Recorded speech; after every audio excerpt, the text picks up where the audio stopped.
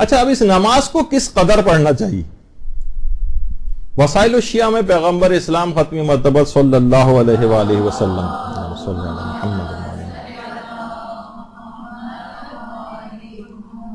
پیغمبر فرماتے ہیں جعفر اگر تم روزانہ اس کو پڑھ سکو تو یہ دنیا اور آخرت تمہارے لیے دنیا آخرت کی ہر چیز سے بہتر. روزانہ اگر کوئی شخص اس کو پڑھے، اور اگر 2 روز کے درمیان اس کو پڑھو، یعنی آلٹرنیٹ ڈے پہ اگر پڑھو، تو اس دوران تمہارے جو بھی گناہ ہوں گے وہ سارے بخش دیے جائیں گے ان 2 دنوں کے درمیان جو تم نے کیے. اور اگر یہ نہ کر سکو، مثلا روزانہ نہیں پڑھ سک رہے ہو اور آلٹرنیٹ ڈے پر بھی نہیں پڑھ سک رہے ہو، تو جمعے کے دن اس کو پڑھو، یعنی ہفتے میں 1 دن،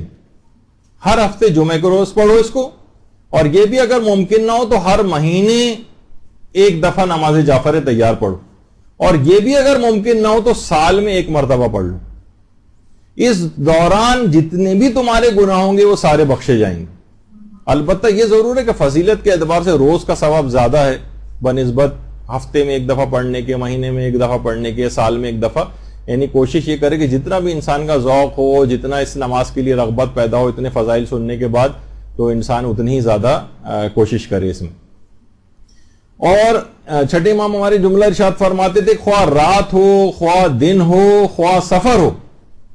اس نماز کو پڑھتے رہو. اچھا، البتہ اس جو نماز ہے اس کو پڑھنے کا وقت فضیلت کیا ہے؟ وقت فضیلت کون سا ہے اور بہترین دن اور وقت کون سا ہے؟ تو روایات میں یہ چیز آئی ہے کہ ویسے تو کسی بھی دن پڑھی جا سکتی ہے، ظاہر ہے کوئی اس میں کوئی خاص دن ہی صرف پڑھی جا سکے، کسی اور دن نہیں، ایسا تو نہیں، ہر روز پڑھی جا سکتی ہے، روز پڑھنی چاہیے. لیکن جو سب سے زیادہ فضیلت والا دن ہے وہ روز جمعہ ہے، اور جو سب سے زیادہ فضیلت کا وقت ہے وہ ہے سورج جس وقت آفتاب ذرا دن چڑھ جائے، آفتاب کے بلند ہونے کے بعد، یعنی وہی 8-9 بجے کا جو تقریباً وقت ہوتا ہے جس وقت سورج بلند ہو جاتا ہے، تو اس وقت جمعے کے روز اس وقت جو ہے اس نماز کو پڑھا جائے. اور آیت اللہ ناصر مکارم شیرازی نے لکھا ہے کہ بہترین وقت ابتدائے روز جمعہ، یعنی بس جیسے ہی جمعے کا روز شروع ہو اور سورج ابھی نکلا ہو وہ اس نماز کو پڑھا جا سکتا ہے. اچھا، سفر میں بھی اس نماز کی بہت تاکید ہے. آپ نے دیکھا تھا کہ نوافل یومیہ میں سفر میں دن کے نوافل ساقط ہو رہے تھے، اور عشاء کے جو نافلہ ہیں ان کو رجاء مطلوبیت کی نیت سے کہا تھا، آپ کو اگر بات یاد ہو تو. بہرحال لیکن سفر میں نماز شب کی بھی ویسی ہی تاکید ہے اور نماز جعفر تیار کی بھی اسی طرح سے. باقاعدہ عیون اخبار الرضا جو ہمارے 8ویں امام کی حدیثوں پر مشتمل کتاب ہے، اس کی دوسری جلد میں ایک صحابی امام رضا فرماتے ہیں کہ امام علی رضا علیہ السلام نے اپنے سفر خراسان کی ہر رات میں 8 رکعت نماز مستحبی کے بعد نماز جعفر تیار کی 4 رکعت ضرور پڑھا کرتے تھے. یعنی 8ویں امام سفر خراسان کی ہر رات کے اندر نماز جعفر تیار پڑھتے تھے. اچھا، اب کچھ خاص سال کے تاریخ ایسی ہے، خاص دن ایسا ہے کہ جس دن اس نماز کے لیے الگ سے خصوصیت آئی ہے پڑھنے کی، اور وہ ہے 25 ذی القعدہ عید دہو الارض. یہ بھی ہمارے 8ویں امام نے اس کی بہت تاکید کی ہے. 25 ذی القعدہ انسان کو چاہیے کہ اپنے کیلنڈر وغیرہ پہ مارک کر کے رکھے کہ اس دن خاص نماز جعفر تیار کو پڑھنا، نماز جعفر تیار. اور سال کی ایک خاص رات ہے، اس کو بھی مارک کر کے رکھیں، یہ مس نہیں ہونی چاہیے. بہار الانوار کی 7ویں جلد میں ہے کہ 15 شعبان کی جو رات ہے، یعنی شب نیمہ شعبان، اس میں خاص طور پر ہمارے 8ویں امام نے بہت تاکید کی ہے کہ نماز جعفر تیار پڑھی جائے. دنوں کے اعتبار سے 25 ذی القعدہ، اور اگر افضلیت کے اعتبار سے کہا جائے کہ سال میں نمبر 1 افضلیت کون سی ہے نماز جعفر یہ تیار کی، تو اس کے لیے علماء فرماتے ہیں کہ یہ جو نماز ہے یہ شب نیمہ شعبان، 15 شعبان کی شب کی تاکید سب سے زیادہ ہے. تو اس نماز کو پڑھا جائے. پھر کن مقامات پر اس نماز کو پڑھنے کی بہت زیادہ تاکید ہے؟ دیکھیں، آئمہ کے جتنے بھی حرم، ان سب کے اندر، تمام آئمہ کے حرموں، انسان سفر زیارات کے اوپر جاتا ہے، سفر حج و عمرہ پہ جاتا ہے، جتنے بھی عطاوات عالیات کے جو سفر ہیں ان سب میں ہر جگہ پر نماز جعفر طیار کو پڑھنا بہت فضیلت کا حامل ہے، خاص طور پر حرم امام علی رضا علیہ الصلوۃ والسلام۔ اللہم صلی علی محمد۔ 8ویں امام کے حرم میں خاص طور پر شیخ عباس قمی نے مفاتی میں بھی اس کو لکھا ہے کہ علامہ مجلسی نے شیخ بہائی کے والد کے حوالے سے یہ بات نقل کی ہے کہ جو شخص بھی امام علی رضا کے یا کسی بھی معصوم کے حرم کی زیارت کے لیے جائے اور وہاں پر جا کر وہ نماز جعفر طیار پڑھے، نماز جعفر طیار، تو ایسا ثواب ملے گا جیسے 1000 حج اور 1000 عمرہ اس نے انجام دیا ہو، اور 1000 غلام راہ خدا میں آزاد کیے ہوں، اور 1000 وہ جہاد انجام دیے ہوں جو پیغمبر اسلام کے ساتھ اس نے انجام دیے تھے۔ یہ ثواب ملتا ہے حرم امام رضا میں اور تمام حرموں میں نماز جعفر طیار پڑھنے کا۔ خاص کچھ جگہ ہیں اس کی، حرم ائمہ، وہاں پر اس نماز کی بہت تاکید آئی ہے۔ اچھا، اب کتنی رکعت کی یہ نماز ہے؟ تو ابھی 2 رکعت کر کے 4 رکعت پڑھی جاتی ہیں، اور اس کو پڑھنے کا ایک خاص طریقہ ہے۔ دیکھیے، ویسے تو فجر کے طریقے سے بھی پڑھی جا سکتی ہے، الحمد کا سورہ پڑھنا ہے۔ اچھا، کچھ سورے الحمد کے بعد ڈائریکٹ تسبیحات بھی پڑھ سکتے ہیں، جو بھی آگے چل کر جن کا ذکر ہوگا اس پہ اکتفا کر سکتے ہیں کہ ہم صرف سورہ الحمد ہی پڑھیں۔ لیکن کچھ خاص سورے ہیں، کچھ خاص سورے جو کہ بہت زیادہ اثر پذیری رکھیں گے اگر آپ پڑھ لیں، اور کوئی اتنے زیادہ مشکل سورہ بھی نہیں ہے ان کا پڑھنا۔ پہلی رکعت میں سورہ الحمد کے بعد سورہ زلزال پڑھنی ہے، دوسری رکعت میں سورہ الحمد کے بعد سورہ والعادیات پڑھنی ہے، تیسری رکعت میں سورہ الحمد کے بعد سورہ نصر پڑھنی ہے، اور چوتھی رکعت میں سورہ الحمد کے بعد سورہ توحید پڑھنی ہے۔ یہ 4 رکعت، ظاہر 2 رکعت مکمل ہو جائے گی، تشہد سلام، اس کے بعد دوسری 2 رکعت پڑھی جائیں گی، اور پھر انہی سوروں کے بعد کچھ ریکمینڈڈ تسبیحات ہیں جو پڑھنا ہوتی ہیں، یعنی ہر رکعت میں کچھ تسبیحات ہیں۔ ان تسبیحات 300 مرتبہ تسبیحات پڑھی جائیں گی، یعنی ہر رکعت میں 75 مرتبہ تسبیحات ہیں، یعنی وہی تسبیحات اربع سب جی ابھی آ رہے ہیں، ساری ابھی سوال سارے آپ کے کور ہو جائیں گے جتنے بھی دماغ میں آ رہے ہیں آپ کے۔ تو تسبیحات اربع، اور ایک سوال آتا ہے کہ ان تسبیحات سے پہلے کیا بسم اللہ پڑھنی ضروری ہے؟ تو جواب ہے کہ بسم اللہ پڑھنی ضروری نہیں، پڑھنا بھی کوئی چاہے تو پڑھ لے، لیکن یعنی نماز غلط نہیں ہوگی، لیکن بسم اللہ پڑھنی ضروری نہیں۔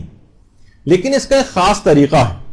کہ ہر رکعت میں الحمد اور دوسرے سورے کے بعد دوسرا سورہ چھوڑ بھی سکتے ہیں، لیکن اگر وہ بھی آپ نے پڑھ لیا تو ہر رکعت میں 75 مرتبہ تسبیحات پڑھی جائیں گی، 15 مرتبہ رکوع سے پہلے، 10 بار رکوع میں، 10 بار رکوع سے کھڑے ہو کر، 10 بار پہلے سجدے میں، 10 بار پہلے سجدے سے بیٹھ کر، پھر 10 بار دوسرے سجدے میں، 10 بار استغفر اللہ میں، یعنی دونوں سجدوں کے درمیان، پھر 10 مرتبہ دوسرے سجدے میں، اور مرتبہ سجدے سے اٹھ کر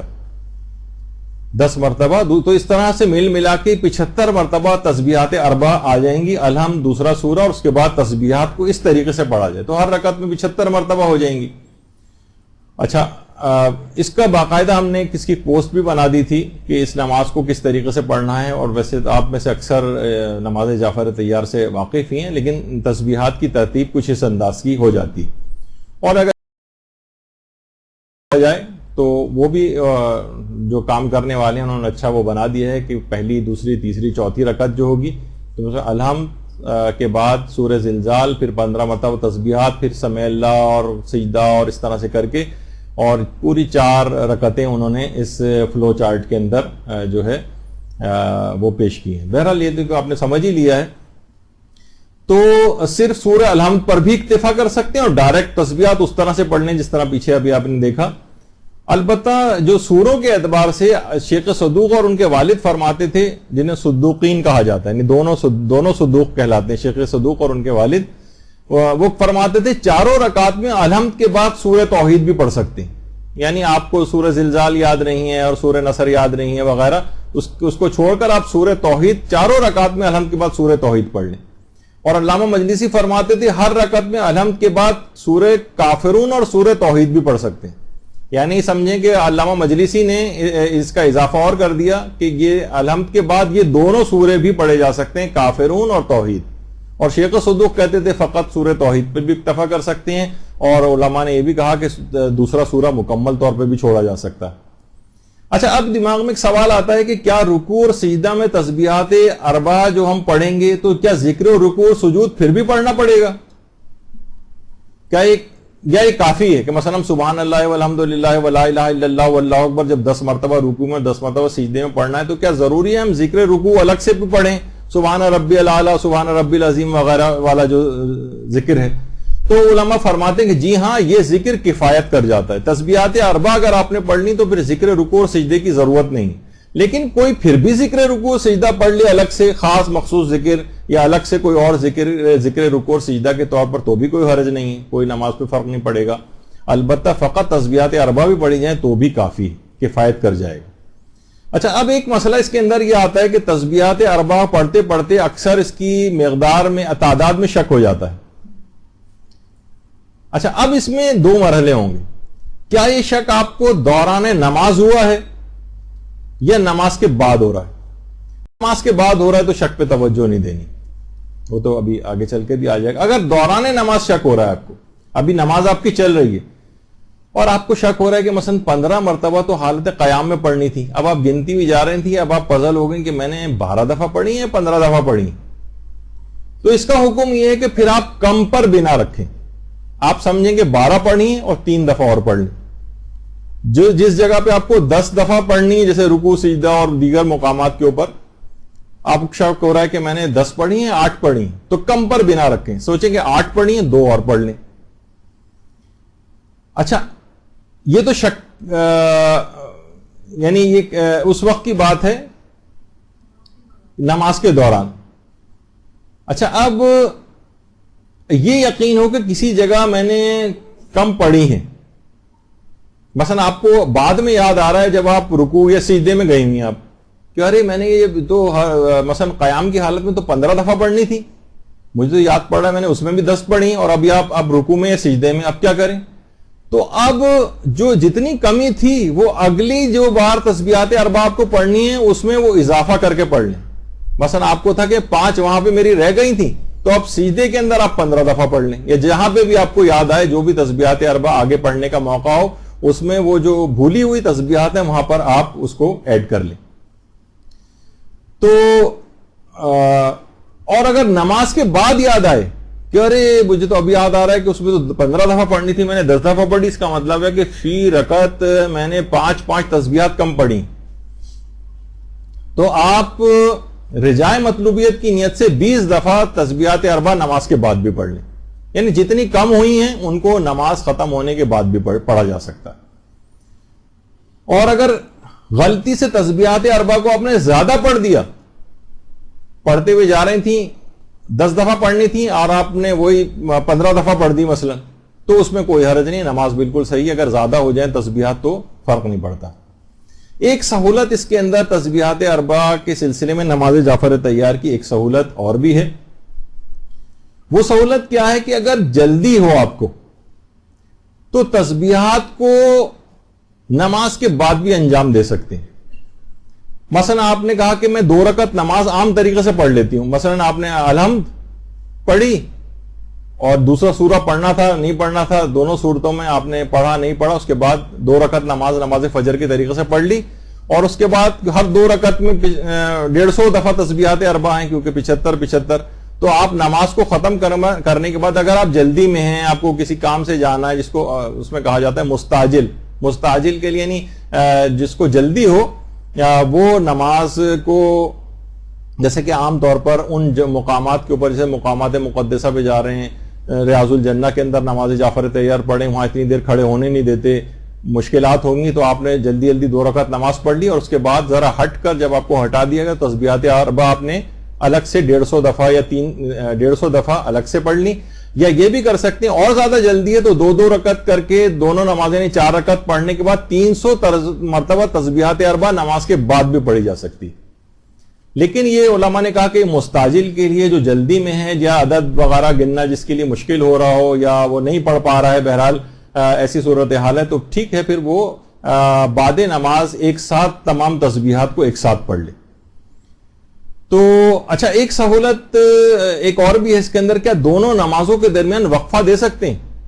مثلاً ہم نے ابھی 2 رکعت 4 رکعت ہی نماز ہے نا، 2 رکعت ابھی پڑھی، اس کے بعد ہم کچھ وقفہ دینا چاہتے ہیں، اتنی جلدی ہمیں ابھی نہیں پڑھنا ہے، کوئی کام درپیش ہو گیا، تو اس میں وقفہ بھی دے سکتے ہیں۔ البتہ علماء فرماتے ہیں افضل یہ ہے کہ اس دوران پھر کوئی کلام نہ کیا جائے، وقفہ دے دیں، کلام بھی کر سکتے ہیں، لیکن افضل یہ ہے، ثواب یہ ہے، فائدہ اس میں زیادہ ہے، اثر پذیری زیادہ ہے اگر ان دونوں رکعات کے درمیان آپس میں بات چیت نہ کریں کسی سے، تو نمازوں کے درمیان وقفہ بھی دیا جا سکتا ہے۔ علماء ایک چیز اور فرماتے ہیں کہ جو نماز جعفر طیار کے جو آخری سجدہ ہے اس میں تسبیحات اربع کے بعد ایک خاص دعا ہے، وہ اگر پڑھ لی جائے، یہ بھی کتابوں کے اندر لکھی ہوئی ہے، تو اثر پذیری بہت بڑھ جاتی ہے۔ سبحان من لبس العز والوقار، یہاں سے جو یہ دعا شروع ہوتی ہے، یہ خاص طور پر یہ کتابوں میں آپ کو مل جائے گی، اتنا وقت نہیں کہ اس کو مکمل پڑھا جائے، تو اس دعا کو خاص طور پر پڑھا جائے، اور دعا کو اردو میں بھی پڑھ سکتے ہیں، اگر کہیں ترجمہ آپ کو لکھا ہوا نظر آ رہا ہے کسی جگہ پہ تو ترجمہ بھی اس کا پڑھ لیں، اگر عربی نہیں پڑھنی آتی کسی کو۔ اور اس میں ایک سوال اور بھی ہوتا ہے کہ نماز جعفر طیار کو کیا قضا کی نیت سے انجام دے سکتے ہیں؟ تو قضا سے مراد یہ کہ جس روزانہ اگر آپ کو پڑھنا تھی، یہ ہے کہ اس دن نہیں پڑھ سکتے اس نماز کو، مثلا ایک ہی دن میں، مثلا آپ کو روزانہ نماز جعفر طیار پڑھنی ہے اور ایک دن مس ہو گیا، تو جو پچھلے والی جو دن کی نماز ہے وہ اگلی دن کی نمازیں اس دن آپ 2 نمازیں پڑھ لیں۔ اس کو قضا کہنا تو مشکل ہے، لیکن چلیں اس طور پر کہ جو رائج ہے کہ قضا کی نیت سے بھی اس کو پڑھا جا سکتا ہے اگر کسی دن کی نماز ہی مس ہو جائے۔ لوگ یہ بھی پوچھتے ہیں کہ جب اتنا ثواب ہے تو کیا ہم اپنے زندہ افراد کے لیے یا مرحومین کے لیے کی نیابت میں اس کو پڑھ سکتے ہیں؟ مثلا کوئی شخص چاہے کہ ہم اپنے والدین کے لیے پڑھ لیں جو زندہ ہیں، تو وہ پچھلی مرتبہ آ گیا تھا کہ زندہ کے لیے نیابت کے اعتبار سے نماز نہیں ہو سکتی، نماز مستحب، اور ظاہر واجب تو خیر پڑھی نہیں جا سکتی جب تک کوئی شخص زندہ ہو، لیکن نماز مستحب بھی نیابت نہیں ہو سکتی۔ البتہ مرحوم کی نیابت بھی ہو سکتی ہے کہ کوئی شخص کہے کہ ہم اپنے مرحوم والد کی طرف ان کی نیابت میں اس نماز کو پڑھ رہا ہوں، تو یہ تو صحیح ہے، لیکن زندہ کے لیے نیابت نہیں ہو سکتی۔ البتہ زندہ اور مرحوم دونوں کے لیے نماز ہدیہ ضرور کی جا سکتی ہے، یعنی نماز آپ خود پڑھیں اور اس کا ثواب زندہ اور مرحومین کو جو ہے وہ ہدیہ کر دیں۔ اور علماء فرماتے ہیں کہ جس قدر بھی ان کے مقام زندہ اور مرحومین کے بڑھتے چلے جائیں گے، نماز پڑھنے والے کے لیے بھی وہ اس کا مقام اسی طرح سے بلند ہوتا چلا جائے گا۔ تو اس نماز کی بڑی اس لحاظ سے تاکید ہے۔ پھر ایک سوال اس میں یہ بھی آتا ہے کہ کیا نماز جعفر طیار کو جماعت کے ساتھ پڑھ سکتے ہیں؟ تو جواب ہے کہ نہیں، نماز جعفر طیار کو جماعت کے ساتھ نہیں پڑھا جا سکتا۔ پھر آپ کے دماغ میں آ رہا ہوگا بھی آیت اللہ عیسیٰ قاسم کے اس مسجد کے اندر تو لوگ ایسا لگ رہا تھا جماعت سے پڑھ رہے ہوں، وہ ایک اور مسئلہ ہے جس کو کہتے ہیں کہ یعنی جمعی طور پر پڑھ سکتے ہیں، یعنی سب لوگ ساتھ کھڑے ہوئے ہیں لیکن پڑھ اپنی اپنی رہیں، جماعت نہیں ہو رہی، کوئی نماز پڑھانے والا نہیں، یا اگر کوئی شخص آگے کھڑا بھی ہے تو باواز بلند وہ اپنی نماز پڑھ رہا ہے تاکہ دوسرے لوگ اس کی سن کر وہ بھی دہراتے رہیں ساتھ ساتھ۔ لیکن نماز کوئی بھی مستحب نماز سوائے 2 نمازوں کے، نماز عرابی اور نماز استسقاء جو ہم نے پچھلی دفعہ بتائی تھی، ان کے علاوہ کوئی نماز مستحب جماعت کے ساتھ نہیں ہو سکتی، نماز جعفر طیار بھی نہیں ہو سکتی۔ ایک مسئلہ اور بھی کہ نوافل یومیہ کے ساتھ نماز جعفر طیار کا تداخل کر سکتے ہیں، یعنی ہم نوافل یومیہ پڑھ رہے ہیں، اب نوافل یومیہ الگ پڑھیں، نماز جعفر طیار الگ پڑھیں، تو کیا یہ کر سکتے ہیں کہ ہم نوافل یومیہ کے ساتھ ہی نیت کر لیں نماز جعفر طیار کی؟ مثلا نافلہ مغرب بھی 4 رکعت ہوتی ہے، 2 رکعت کر کے پڑھی جاتی ہے، طریقہ بھی تقریباً الحمد اور دوسرا سورہ اسی طرح کا، یہ بس تسبیحات اس کے اندر ذرا زیادہ ہیں، تسبیحات اس میں پڑھی جاتی ہیں۔ تو ہمیں نافلہ مغرب ہی کے اندر اگر ہم نماز جعفر طیار کا طریقہ ڈال دیں اور دونوں کی نیت کر لیں اس اعتبار سے، تو جی ہاں یہ تداخل جائز ہے، یعنی آپ نافلہ مغرب میں یا کسی بھی اور نافلہ کے اندر نماز جعفر طیار کا طریقہ ڈال کے اگر اس کو پڑھ لیں تو دونوں نمازیں آپ کی ہو جائیں گی، یعنی نافلہ مغرب کا بھی ثواب مل جائے گا اور نماز جعفر طیار کا بھی مل جائے گا، الگ سے اس نماز کو نہیں پڑھنا پڑے گا۔ یہ ایک اچھا اس میں تداخل ہے، حتیٰ کہ علماء یہ بھی فرماتے ہیں کہ اگر نوافل آپ کے قضا ہو گئے، آپ کو پچھلے کسی دن کے نافلہ آپ سے چھوٹ گئے تھے، ان کی قضا میں بھی نماز جعفر طیار کا طریقہ ڈال کے تداخل کیا جا سکتا ہے۔ تو جی نیت دونوں کی کر لیں کہ میں یہ نماز جعفر طیار بھی، یعنی طریقہ نماز جعفر طیار کا اس کے اندر رکھیں اور ساتھ میں نافل مغرب کی نیت بھی اس کے اندر ہو، تو یہ دونوں نمازیں اس انداز سے شمار ہو جائیں گی۔ پھر اس کے اندر ایک سوال یہ بھی آتا ہے کہ کیا نماز جعفر طیار کو نماز شب کے عنوان سے پڑھ سکتے ہیں؟ یعنی ہمیں نماز جعفر طیار کو نافلہ کے مغرب کے بجائے ہم نماز شب میں، نماز شب کے مثلا ابتدائی جو آپ کو پڑھنی ہے رکعت نماز شب کی نیت سے جو پڑھی جاتی ہیں، تو جی ہاں نماز شب کے ساتھ بھی نماز جعفر طیار کا تداخل جو ہے ہو جاتا ہے. تو اور اس تداخل کے لیے باقاعدہ الگ سے روایات آئی ہیں، الگ سے روایتیں سلسلے کے اندر آئی ہیں، اور جس کی بنا پر یہ نماز غفیلہ کے لیے اور نماز جعفر طیار کے لیے کہ ان نمازوں کو ملانے کا جو حکم ہے، تو اس کے لیے الگ سے روایات آئی ہیں. تو اس کا تداخل نماز شب کے ساتھ بھی ہو جاتا ہے اور نماز نوافل کے ساتھ بھی ہو جاتا ہے. اچھا، اب ایک چیز ہے کہ نماز جعفر طیار کو چلتے پھرتے بھی پڑھ سکتے ہیں، نماز جعفر طیار کو بیٹھے بیٹھے بھی پڑھ سکتے ہیں، نماز جعفر طیار کو سواری کے اوپر بھی پڑھ سکتے ہیں. ہر لحاظ سے جس طرح عام مستحب نمازوں کا حکم ہے، اسی طریقے سے نماز جعفر طیار کا بھی. برحمتک یا ارحم الراحمین وصلی اللہ علی محمد و